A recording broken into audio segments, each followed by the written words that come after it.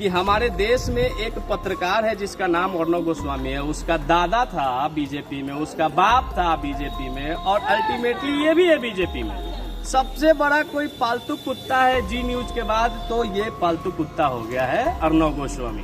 ये extreme media जो है एक नंबर का दलाल और पालतू कुत्ता बन के रह गई है नरेंद्र मोदी का। किसी को औकात नहीं है कि उसके बारे में सच लिख सके। देश में जीडीपी से भी नीचे कोई गिरा है तो इस देश का मीडिया गिरा है और आने वाले समय में इतिहास के पन्नों में लिखा जाएगा कि नरेंद्र मोदी के सरकार में सबसे ज्यादा कोई गिरा तो वो मीडिया था और अपने आप को पालतू कुत्ता बना के उसका चापलूस बना के रख लिया है और कुछ नहीं किया है। जिस मिट्टी का खाई कंगना रनावत, जहाँ से जी जहाँ से नाम कमाई वहाँ से बोलती है कि ये पाकिस्तान में है। तो इस दुनिया में सबसे कोई दोगला आदमी है और अपनी जन्मभूमि और मिट्टी का खा के दोगलाई करने वाला कोई है तो कंगना रनावत है। तो कुलदीप सिंह सेंगर यूपी में एक छोटी बच्ची का बलात्कार करता है, उसकी पूरे परिवार को एक्सीडेंट में मरवा देता है, तुम वो FIR तक नहीं लिखवाए और फिर तुम एक नाचने वाली को तुम Y+ और Z+ का सिक्योरिटी दे रहे हो और जो इसका सही में हकदार है उसको तुम पूछते नहीं हो।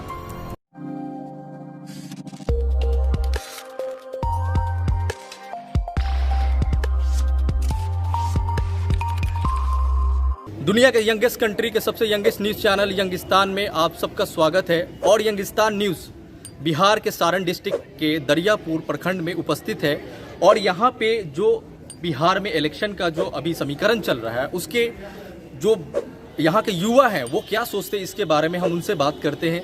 आप देख सकते हैं यहाँ पे काफ़ी नवयुवक हैं। बिहार में नहीं पूरे हिंदुस्तान में हमारे प्रधानमंत्री मोदी ने कहा था कि 2 करोड़ रोजगार देने की बात कही थी।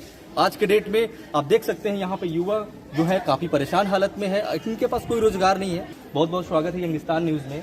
सबसे पहले हम ये जानना चाहेंगे आपसे कि स्ट्रीम मीडिया जिसको हम कहते हैं, जैसे आज तक हो गया, ABP न्यूज़ हो गया, उसके बाद रिपब्लिक टीवी हो गया, हिंदुस्तान में सबसे ज़्यादा आज के डेट में बेरोजगारी है। GDP -23 पे आ चुका है और हमारा स्ट्रीम मीडिया कंगना रनावत, सुशांत सिंह राजपूत और रिया चक्रवर्ती के बारे में बात कर रहा है। क्या आपको लगता है इसके बारे में? सबसे पहले तो मैं आपके चैनल के माध्यम से आपके दर्शकों को बहुत बहुत धन्यवाद देता हूं और आपको भी धन्यवाद देता हूं क्योंकि इस दौर में 2-3 चीज़ें इतनी गिरी हुई है।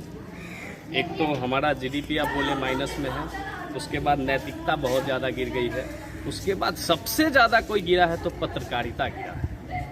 और इस दौर में भी आप जैसे यंग लोग इस बात को उठा रहे हैं, ये बहुत खुशी की बात है। हम लोगों को भी बहुत खुशी होती है और देखने वालों को कहीं ना कहीं लगता है कि कोई तो है इस अंधेरे में उम्मीद की नई किरण को लेके जला रहा है। तो 2 करोड़ रोजगार की बात हो गई तो ये ढकोसला वाले लोग हैं, ये कभी सच बोलते ही नहीं। इनको मालूम है मुद्दे को कैसे डाइवर्ट किया जाता है। अभी देश में बेरोजगारी है, 45 साल का रिकॉर्ड टूटा हुआ है। 13 से 14 करोड़ नौजवान युवक पढ़े लिखे लोग बेरोजगार बैठे हुए हैं। कोरोना एकदम बेकार कर दिए ये लोग, कुछ नहीं किए। जब यही करना था तो कुछ करते ही नहीं, लॉकडाउन करके बर्बाद किए।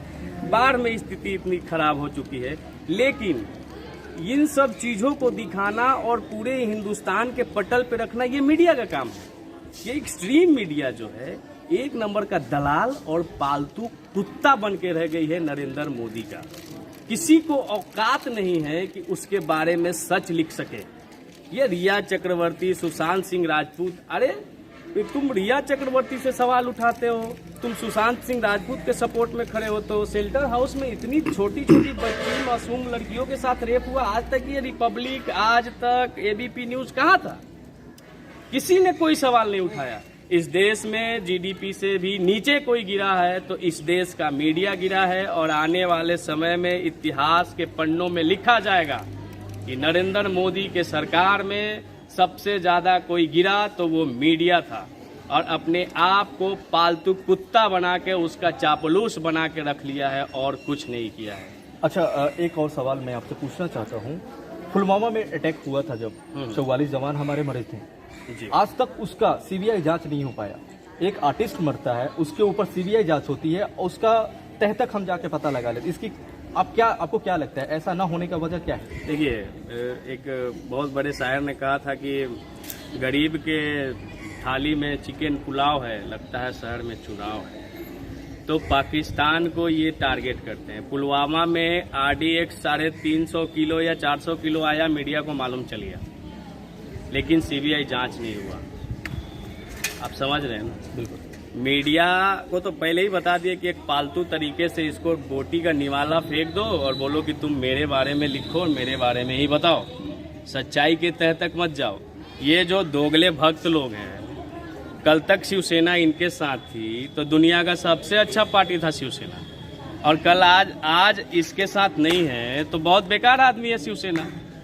अरे शिवसेना की बात कही, मतलब महाराष्ट्र की आपने बात करी।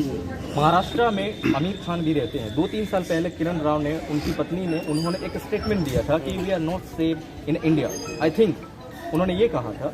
तो उस टाइम पे आमिर खान और उनकी पत्नी के ऊपर लोगों ने एलिगेशन लगाया था कि ये एंटी नेशनल है, देशद्रोही है। आज कंगना रनावत ने हिंदुस्तान के एक जो सबसे मेट्रो सिटी, जो सबसे फास्टेस्ट सिटी माना जाता है मुंबई, मैं भी वहीं से आता हूँ, उस जगह को उन्होंने पाकिस्तान से कंपेयर किया है। आज सरकार भी उनके समर्थन में है, Y+ सिक्योरिटी गृह मंत्री ने दिया है। इसके बारे में आपको क्या लगता है? देखिए, कहने का मतलब ये है कि जब आमिर खान ने अपने दिल की बात कही तो सारे लोग उस पर टूट पड़े जी, जो कि वो क्या सोचते नहीं सोचते ये उनका पर्सनल वो था, एजेंडा है। हाँ। लेकिन कहने का मतलब है जिस मिट्टी का खाई कंगना रनावत, जहाँ से जी, जहाँ से नाम कमाई, वहाँ से बोलती है कि ये पाकिस्तान में है, तो इस दुनिया में सबसे कोई दोगला आदमी है और अपनी जन्मभूमि और मिट्टी का खा के दोगलाई करने वाला कोई है तो कंगना रनावत है। अच्छा, उसके जो समर्थन कर रहे हैं उनके बारे में ये सब दोगले हैं, ये टोटल दोगले हैं। तो गृह मंत्री ने Y+ सिक्योरिटी उनको दिया। नहीं, गृह मंत्री आपको बोले नहीं, ये चुनाव है।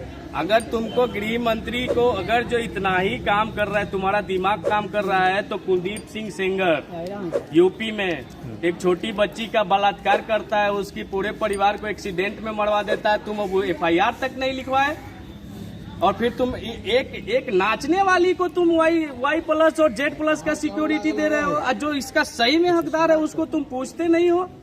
कौन सी दोगली राजनीति करते हो भैया आप? जितना भी ये सब चलाया जा रहा है, बस कांग्रेस और ये जो गठबंधन की सरकार है महाराष्ट्र में, उसको गिराने के लिए किया जा रहा है। और सबसे मतलब शर्म की बात है कि हमारे देश में एक पत्रकार है जिसका नाम अर्णव गोस्वामी है। उसका दादा था बीजेपी में, उसका बाप था बीजेपी में, और अल्टीमेटली ये भी है बीजेपी में। सबसे बड़ा कोई पालतू कुत्ता है जी न्यूज के बाद, तो ये पालतू कुत्ता हो गया है अर्णव गोस्वामी। इसको सच्चाई से कोई मतलब नहीं। इसकी पत्रकारिता की मर्यादा इतनी गिर चुकी है कि किसी भी चुने हुए मुख्यमंत्री को रेतोकार बोलता है, गृह मंत्री को रेतोकार बोलता है, मेरा बॉम्बे है, तेरा बॉम्बे। अरे हम सबका बॉम्बे है, इसी देश में बॉम्बे है, इसी देश में मुंबई है। ये तो पाकिस्तान में कैसे हो गया? जब पाकिस्तान में था तो ये कंगना रनावत, इसको उस समय समझ में नहीं आया कि ये पाकिस्तान में, मुझे यहाँ का नाम नहीं कमाना चाहिए, शोहरत नहीं कमाना चाहिए, पैसा नहीं कमाना चाहिए। ये पूरे मुद्दे को डाइवर्ट कर चुके हैं, क्योंकि चाइना घुस के मार रहा है आपको। आपकी औकात नहीं है चाइना से आप जाके लड़ सके। अगर औकात है तो बंद करो सारा सामान। 50 गो ऐप बंद करके कहते हो कि हम चाइना का बाइकआउट करेंगे, और उसके बाद औकात है तो चाइना से पूरा बैन करो, पाकिस्तान से पूरा बैन करो, और जो सही मायने में GDP है उसको तुम दिखाओ। उसके बाद बेरोजगारी इतना ऊपर चला गया, उसका क्या जिम्मेदारी? कौन लेगा जिम्मेदारी? आपने बेरोजगारी की बात करी। बिहार में अक्टूबर में इलेक्शन है। आपने कभी भी किसी भी रीजनल चैनल पे बेरोजगारी के बारे में, या फिर बिहार में 31 डिस्ट्रिक्ट में बाढ़ आ चुके हैं, कभी आपने इस तरीके का डिबेट देखा? नहीं, कभी नहीं। ना होने का वजह क्या है? रीजनल तो छोड़िए, नेशनल चैनल पे कभी बेरोजगारी पे डिबेट ना होने का वजह क्या बता? ना होने का वजह बताए तो आपको, एक जैसे आप हैं, आप पहला ऐसा शख्स हैं जो इतनी पत्रकारिता गिरने के बाद भी अपने पत्रकारिता को धर्म निभाते हुए और लोगों के सच्चाई से रूबरू करवा रहे हैं। जी, तो ऐसे कुछ लोग हैं। वैसे आवाज उठाने वाले को ये लोग, भक्त लोग, दोगले लोग, जो कहना है कहो, मुझे जो जहाँ से उठाना है उठा लियो, हमको कोई दिक्कत नहीं होता है, जो कहना है कहिए। ये लोग टारगेट करके उसको एंटी नेशनल घोषित करते हैं। तो सच की आवाज उठाने वाले लोगों को एंटी नेशनल घोषित तो कर दो ना, उससे कोई फर्क नहीं पड़ता है। लेकिन ये बेरोजगारी की बात नहीं करेंगे। अभी देखिए बिहार में इलेक्शन है, यहाँ परसा में भी, पूरे बिहार में इलेक्शन है, परसा में भी बाढ़ आया, पूरे बिहार में लगभग बाढ़ आया। 31 डिस्ट्रिक्ट में आज। हाँ, बाढ़ में सरकार का एकदम दोगली रवैया, नाजायज रवैया। साला चिवड़ा मिठा तक खा जाता था सीओ यहाँ का वीडियो। सच्चाई बता रहे हैं आपको। तो यहाँ पे डबल इंजन की सरकार है। नरेंद्र मोदी वर्चुअल रैली करके अपने यहाँ के मुख्यमंत्री नीतीश कुमार को पीठ थपथपा रहे हैं। वहीं पे लालू प्रसाद यादव का कह सकते हैं पैर खींच रहे हैं। इसके बारे में आप क्या कहते हैं? देखिए, कहने का मतलब है कि लालू यादव को कितना दिन टारगेट करके तुम्हारा पेट भरेगा और तुम्हारा खाना चलेगा। जी, लालू यादव गलती किए तो तुम सही किए ना। तुम क्या किए 31 जिलों में? भाई जी, हम आपको एक बात बता रहे हैं, कभी शाम में अगर आप इस रोड से गुजर जाएंगे ना, इतना मतलब भयावह स्थिति है इस परसा विधानसभा क्षेत्र की कि आप सोच नहीं सकते। यहाँ का जो विधायक है एकदम नकारा, निकम्मा, नालायक। कि जब पूरा एरिया में पानी था, तुमको चिवड़ा मीठा नहीं बांटना चाहिए था, तुमको शौचालय का व्यवस्था करवाना चाहिए, स्वचालित शौचालय की व्यवस्था कराना चाहिए था, पानी का व्यवस्था करवाना चाहिए था और जानवरों को खाने का व्यवस्था करवाना। तुम लोग नहीं करवाए। तुम लोग जदयू वाला वर्चुअल रैली में व्यस्त है, और 2 आरजेडी वाला है वो टिकटे के चक्कर में है। अरे परसा से ना पूछो कि किसको टिकट देगा नहीं देगा, परसा की पावन जनता न तय करेगी कि टिकट किसको देना है, सीट किसको देना है या जितवाना किसको है। ये देखिए, डबल इंजन हो चाहे सिंगल इंजन हो, ये दोनों सरकार नकारा, निकम्मा, नालायक है। उसका विधायक का प्रत्याशी भी नालायक है, सब नालायक है, सब निकम्मा। तो कुल मिला के आप यहाँ के विधायक से नाखुश दिख रहे हैं। और मैं आपसे एक आखिरी सवाल ये पूछना चाहता हूँ कि बिहार में डबल इंजन की सरकार है, काफ़ी लोग फ्रस्ट्रेटेड है। जैसे आपकी फ्रस्ट्रेशन देख के यही लगता है कि आने वाले डेट में जो इलेक्शन होगा उसका परिणाम कुछ भी हो सकता है। आपको क्या लगता है कि किसकी सरकार आनी चाहिए? ये कहने का मतलब है कि सरकार आ सकती है, तेजस्वी यादव की सरकार बन सकती है, लेकिन तेजस्वी यादव की छोटी छोटी मुद्दों पे और छोटी छोटी बातों पे गौर करना पड़ेगा। ठीक है। और यहाँ के जो आपके हम उम्र हैं उनसे आप क्या कहना चाहते हैं? हम उनसे हम इतना ही कहना चाहते हैं कि भैया सरकार के चक्कर में मत रहिए, ना विधायक के फेर में रहिए, ना मुख्यमंत्री के फेर में रहिए, ना सरकार के फेर में रहिए।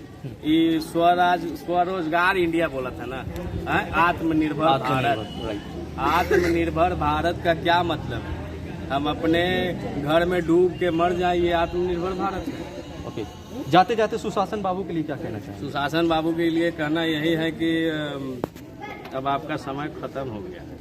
अब एक्सपायरी डेट में आप चले गए हैं। कितना दिन किसी को खराब करके आप अपने आप को नीमन कहिएगा? अरे नीमन बनना है तो नीमन तरीके से काम कीजिए। आपका भी समय पूरा हो गया है। आज जिसके चक्कर में फंसे हैं ना बीजेपी वाला, आपका व्यवस्था करेगा बहुत जल्दी। इसलिए संभावनाओं को समझिए, जन जागरण को देखिए, युवाओं को समझिए, युवाओं को रोजगार देने का बात कीजिए। आत्मनिर्भर भारत, हम लोग पंचर साट के आत्मनिर्भर भारत बनेंगे या साइकिल चला के आत्मनिर्भर भारत बनेंगे। यही परिभाषा है आत्मनिर्भर भारत का। आप एसी में रहिए, हम साला फूकले पानी के लिए मरे। तो ये सब चीजें हैं, ये जा रहे हैं। सुशासन बाबू का कुशासन टाइम शुरू हो चुका है।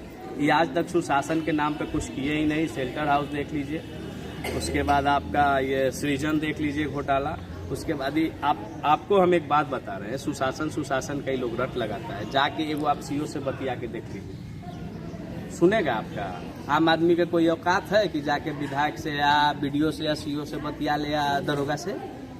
यही सुशासन है। अरे जनता के द्वारा जनता से चुना हुआ सरकार ही है सुशासन और कुशासन। हम चुन के देते हैं, हम चुन के भेजते हैं, लेकिन हमारी कोई औकात नहीं है, कोई वैल्यू नहीं है। तो ये थे हमारे साथ आनंद कुमार राय जी, जो दरियापुर प्रखंड के निवासी हैं, सोशल वर्कर भी हैं। इनकी फ्रस्ट्रेशन को देख के आप समझ सकते हैं कि इनके ऊपर क्या बीत रहा है। ये एक युवा है, इन्होंने अपना जो भी बिजनेस सेटअप किया है शायद उससे नाखुश हैं। तो हमारे साथ बनने के लिए बहुत बहुत धन्यवाद। बहुत बहुत धन्यवाद आपको भी। Thank you so much.